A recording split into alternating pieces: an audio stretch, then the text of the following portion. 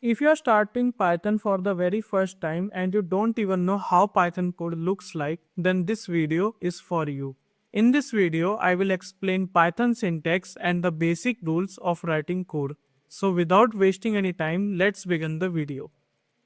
So, what is syntax? Syntax simply means the rules of writing code. Just like English has grammar rules, Python also has writing rules. If you don't follow them, Python gives an error. So, before learning anything else, we must understand how Python code is written. First important rule, Python is case sensitive. That means name and name are different.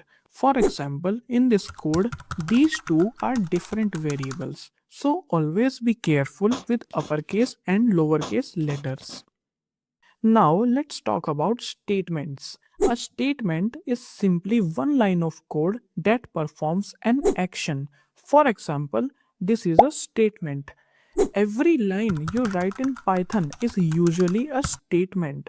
Python executes code line by line from top to bottom because Python is an interpreted language.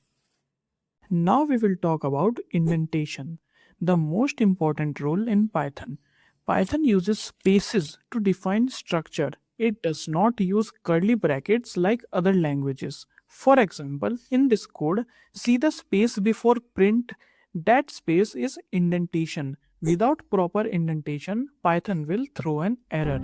This is how we define code blocks in Python and tell Python which statement or line of code belongs to which code block.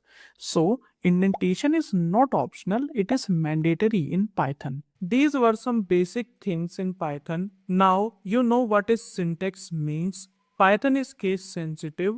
What are statements in Python and what are indentations? So yeah, thanks for watching and I will see you in the next tutorial.